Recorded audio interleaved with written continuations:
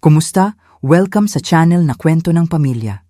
Sa isang family dinner, nagbiro ang hipag ko, sayang naman at hindi man lang nakuha ng baby niyo ang itsura ng asawa mo. Tumawa naman ang asawa ko at sumagot, baka may sikreto siya. Nakitawa ang lahat. Ngumiti lang ako, tumayo at iniabot sa kanya ang isang envelope. Dahil nag-uusap na rin lang tayo tungkol sa mga sikreto, buksan mo to.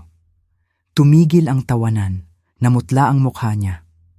Sayang naman at hindi man lang nakuha ng baby niyo ang itsura ng asawa mo.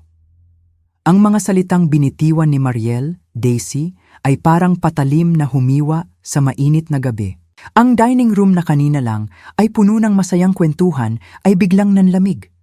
Tumigil ang lahat ng usapan. Lahat ng kutsara at tinidor ay napahinto sa ere. Kahit ang lumang orasan sa hallway ay tila pigil ang hininga. 7 araw kong pinaghandaan ang gabing ito. 7 araw ng pagkuskos, pagluluto at pag-aayos ng lahat para maging perpekto. Ang espesyal na beef caldereta ay 8 oras kong pinalambot na tinimplahan ng mga herbs mula mismo sa aking garden. Ang aming pinakamagarang porselana na regalo pa noong kasal namin ay kumikinang sa ilalim ng chandelier. Nag-ikot pa ako sa 3 magkakaibang flower shop para lang mahanap ang perpektong bulaklak para sa centerpiece. Bakit? Dahil pagkatapos ng 3 taong pagsasama, pilit ko pa ring pinatutunayan sa pamilya ni Paulo, Jared, na karapat-dapat akong maging asawa niya. Sinusubukan ko pa ring ipakita na hindi lang ako isang ordinaryong babae na pinagtiyagaan ng kanilang golden boy, kundi isang tao na kayang dalhin ang apelyido ng kanilang pamilya. Damang-dama ko ang irony habang nakaupo doon at umaalingaw-ngaw sa pandinig ko ang malulupit na salita ni Mariel.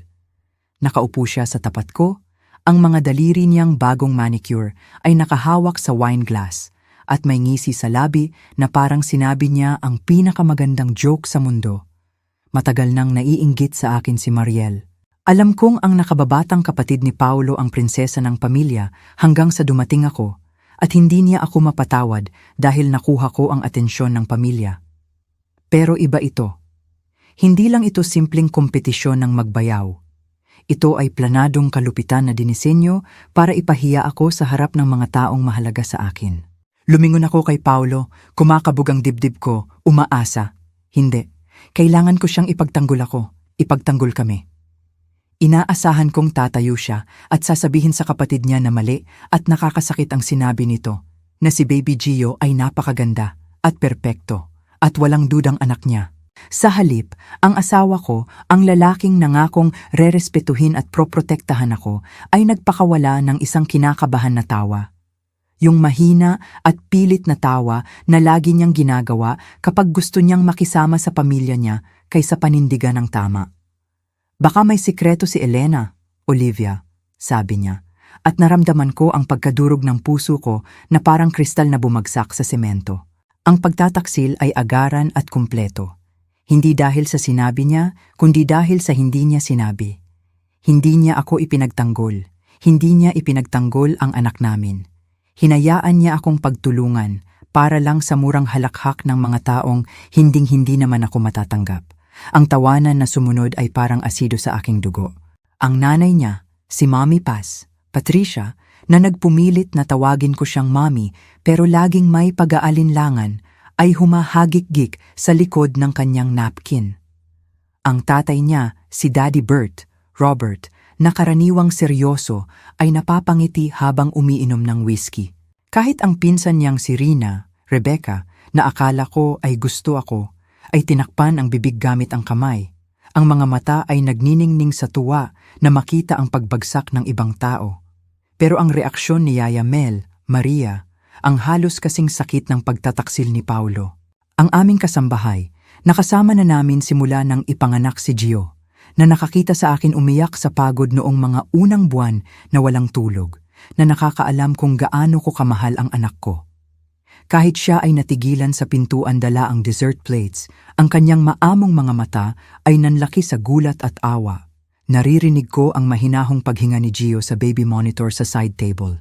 Ang aking maganda at inosenteng 10 buwang gulang na sanggol ay mahimbing na natutulog sa itaas habang ang mga matatanda na dapat niyang pagkatiwalaan ay sinisira ang reputasyon ng kanyang ina sa ibaba. Wala siyang kamalay-malay na kinukwestiyon na pala ang kanyang pagiging lehitimo, na ang kanyang pag-iral ay ginagawang katatawanan. Ang pinakamasakit, ang bahaging nagpaikot ng sikmura ko sa galit at hapis, ay hindi ito ang unang pagkakataon na kinuwestiyon ni Paulo ang pagiging ama niya kay Gio. Mula noong sandaling ilagay ang aming anak sa aking mga bisig sa ospital, nagtatanim na ng duda si Paulo, parang magsasakang naghahanda ng nakalalasong ani. Parang masyadong matango ang ilong niya para sa pamilya natin.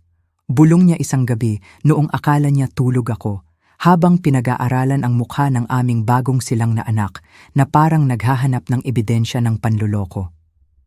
"Sigurado ka ba sa timing?" Tanong niya noong nakaraang buwan lang, nagpapanggap na kaswal na usapan habang pinapanood namin si Gio na naglalaro ng blocks. Pero nakita ko ang pagkuwenta sa kanyang mga mata kung paano siya mental na bumibilang pabalik mula sa araw ng kapanganakan ni Gio. Nakita ko siyang nakatitig sa anak namin habang pinaliliguan, habang pinapakain, sa mga tahimik na sandali na dapat sana ay puno ng pagmamahal.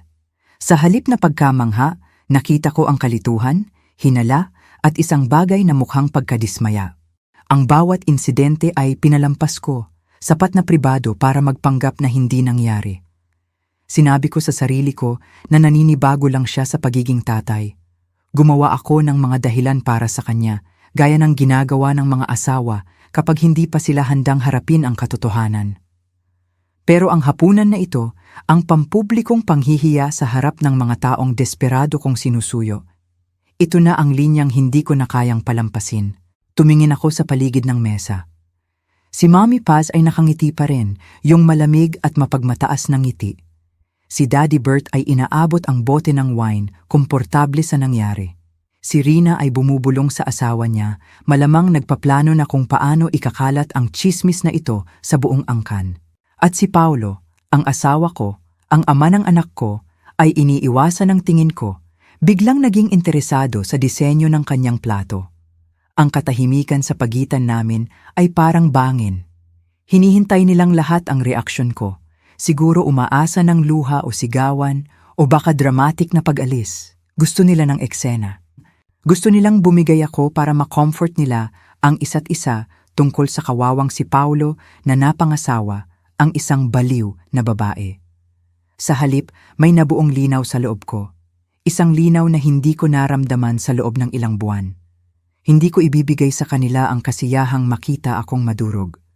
Hindi ako magmamakaawa para sa kanilang pagtanggap o ipagtatanggol ang sarili ko laban sa mga paratang na walang basehan. Gagawin ko ang mas mainam. Dahan-dahan akong tumayo, ang bawat galaw ko ay kalmado at kontrolado.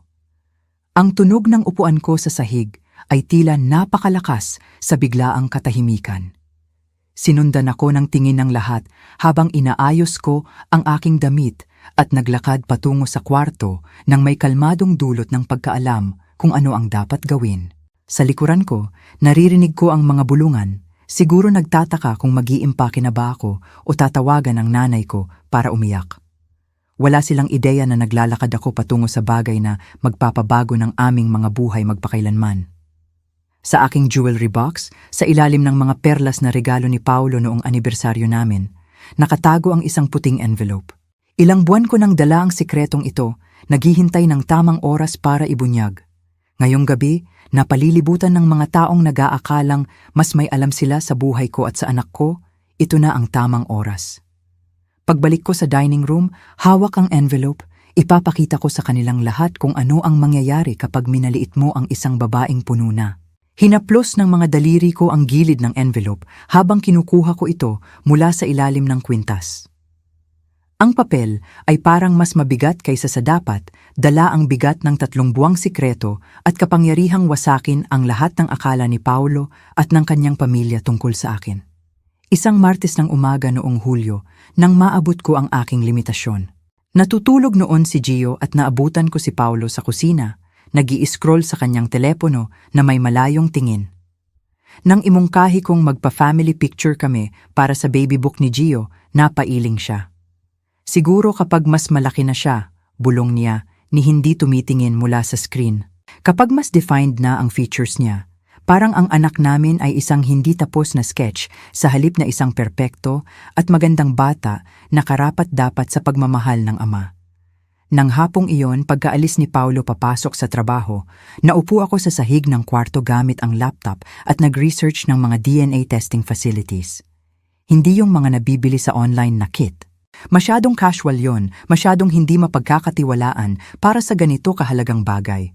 Kailangan ko ng clinical accuracy, profesional na dokumentasyon at hindi matututulang patunay. Ang biyahe papunta sa Makati Genetics Center ay tumagal ng eksaktong 43 minuto kung walang traffic. Pinili ko sila dahil malayo sa aming neighborhood para hindi ako makasalubong ng kakilala. Ang gusali ay tahimik at formal. Si Dr. Santos ay may maamong mga mata sa likod ng salamin. Pero naging seryoso ang mukha niya nang ipaliwanag ko ang kailangan ko. Nasa edad 50s na siguro siya at may pasensya ng isang taong narinig na ang lahat ng sikreto ng pamilya. Sigurado ka ba dito? Tanong niya, malumanay pero matatag ang boses. Ang mga test na ito ay may mga kahihinatnan na higit pa sa mga sagot. Minsan, ang katotohanan ay lumilikha ng mas maraming problema kaysa sa kawalan ng katiyakan. Pinag-isipan ko ang babala niya ng 3 segundo bago tumango. Kailangan kong malaman. Ang pagkuha ng sample ay parang surreal. Parang nag-iipon ako ng ebidensya para sa isang krimen na hindi ko ginawa. Ang buhok ni Gio ay galing sa maliit niyang suklay. Ginintuang hibla na napakanipis na halos liparin kapag hiningahan ko. Binalot ko ito ng maingat sa malinis na tissue, nanginginig ang mga kamay habang sinasara sa container. Ang sipilyo ni Paulo ay mas madaling makuha, pero mas mahirap sikmurain. Nakatayo sa banyo namin ng alas 5 ng umaga, maingat na kinakaskas ang bristles sa plastic bag. Pakiramdam ko ay estranghero ako sa sarili kong bahay. Ito na ang naging takbo ng kasal ko. Mga patagong operasyon at investigasyon sa halip na tiwala at komunikasyon. Halos walang tao sa waiting room ng laboratorio ng umagang iyon. Pinunan ko ang mga papeles gamit ang matatag na kamay at pinili ang expedited processing o mabilisang resulta. Ang 2 linggo ay parang isang eternidad, pero ang karaniwang proseso ay isang buwan at hindi ko kayang maghintay ng ganon katagal. Ang 14 na araw na iyon ang pinakamahaba sa buhay ko. Tuwing umaga, gigising ako na nag-iisip kung ito na ba ang araw na darating ang resulta. Tuwing gabi, tinitignan ko ang mailbox nang kumakabog ang dibdib. Samantala, lumala pa ang ugali ni Paulo.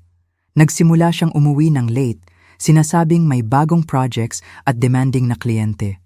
Kapag nasa bahay siya, nakikipag-interact siya kay Gio na parang humahawak ng hiniram na gamit. Maingat, malayo ang loob, pansamantala. Kapag oras ng paligo, sa halip na mga nakakatawang boses at laro, naging mechanical na lang ang lahat. Ang breaking point ay dumating noong may barbecue sa bahay ng kapatid niya. Ang pamangkin ni Paulo na si Thomas ay tumakbo para ipakita kay Gio ang laruang truck at nagsimulang magkomento ang lahat kung gaano magkamukha ang 2 bata. Normal na kwentuhan ng pamilya. Pero nahuli ko ang ekspresyon ni Paulo, isang pangit at mapaghinalang tingin, na parang nag-a-analyze ng genetic evidence sa halip na manood ng mga batang naglalaro. Nang banggitin ng hipag niya kung gaano kamukha ni Gio si Paulo noong bata pa ito, sinabi niya, "Sa tingin mo? Hindi ko makita eh." Nagpaalam ako papuntang banyo at umiyak ng 10 minuto. Dumating ang envelope noong Huwebes, nakahalo sa mga bills at flyers ng grocery. Nanginginig ang kamay ko habang pinupunit ito. Nilalaktawan ang mga teknikal na salita para hanapin ang konklusyon na magdidikta ng buhay ko. Probability of paternity, 99.999%. Ang ginhawa ay napakatindi na paupo ako sa sahig ng kusina. Nagkalat ang mga papel sa paligid ko. Lahat ng buwan ng mga bulong, lahat ng mapanuring tingin. Lahat ng sandaling inisip ko kung nababaliw na ba ako, napawalang bisa ng siyensya. Pero ang ginhawa ay mabilis na napalitan ng galit. Matinding galit sa asawa ko dahil pinalusot niya ako sa impyernong ito, dahil pinagduda niya ako sa sarili ko, dahil tinuring niyang isang malaking tanong ang anak namin sa halip na isang biyaya. 3 oras kong tinitigan ang resulta, umiiyak mula sa ginhawa patungo sa galit hanggang sa naging kalungkutan. Dahil kahit hawak ko na ang patunay, may nasira na sa pagitan namin ni Paulo. Ang katotohanang kinailangan ko pa ang test na ito ay nangangahulugang sira na ang tiwala sa aming pagsasama. Ang dapat sana ay kumprontahin siya agad, ibato ang papel sa mukha niya at humingi ng apology. Pero may mas malalim na plano akong nabuo. Bumalik ako sa laboratorio at humingi ng maraming kopya sa official letterhead. Profesional, hindi matututulan na dokumentasyon.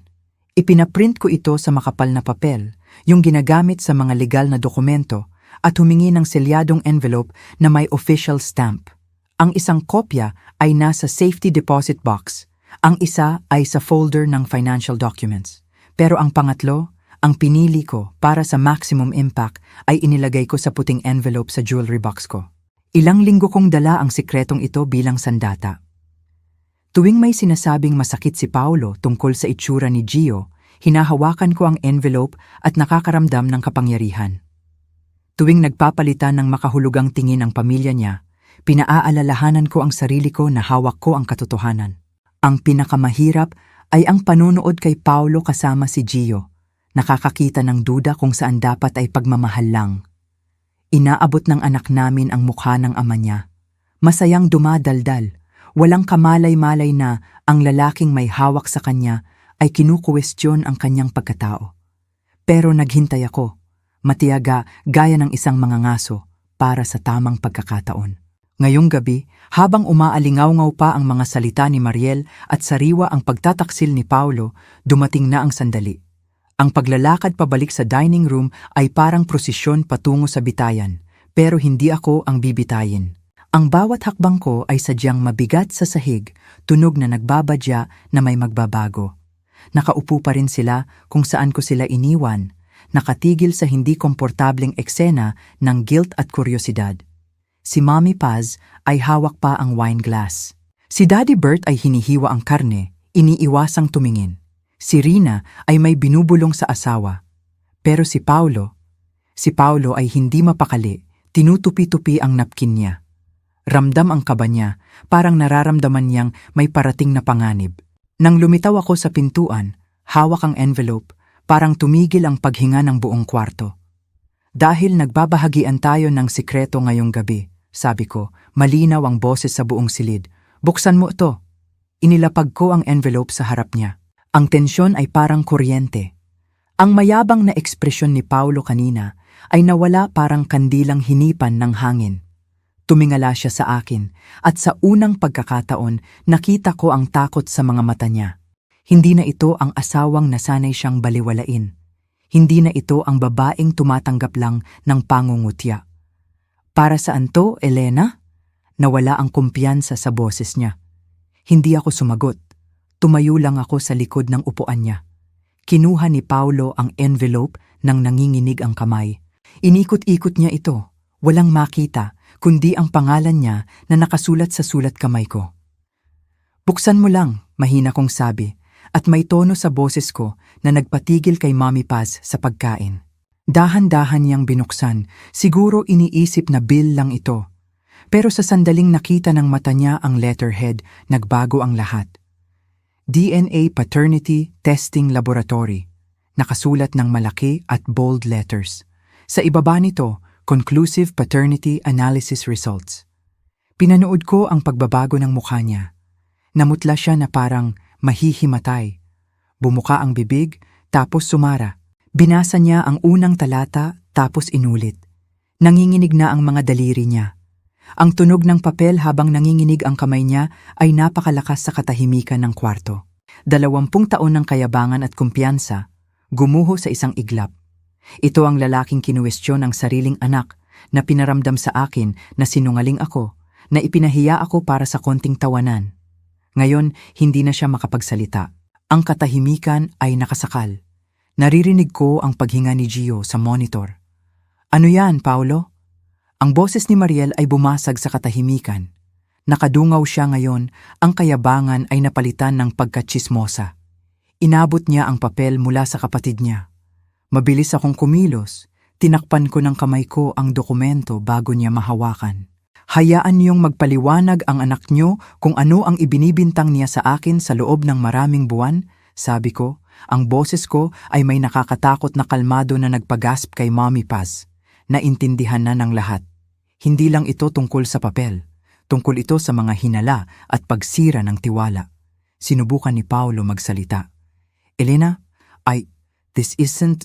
Tumigil siya. Naghintay ako. Hayaan siyang maghirap. Maybe we should... Singit ni Rina. No, sabi ko. Isang salita pero sapat na para patahimikin siya. Wala tayong gagawin. Dapat ipaliwanag ni Paulo sa lahat kung bakit naramdaman niyang kailangan niyang ipatest ang paternity ng anak niya ng patago. Ay, hindi pala patago, 'di ba? Ginawa niyang biro at pinaramdam sa akin na kriminal ako. Ibinaba ni Daddy Bert ang tinidor. Paulo, ano ang sinasabi niya? Pero hindi makasagot si Paulo. Inalis ko ang kamay ko sa papel. Hinayaang makita nila ang official letterhead.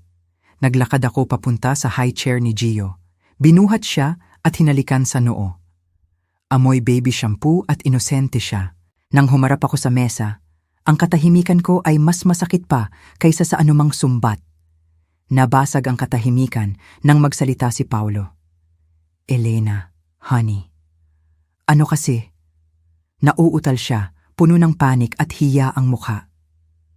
You have to understand, it was just family banter. Nagbibiruan lang tayo. Nilaro-laro ko si Gio. Biro, inulit ko, mapait ang lasa.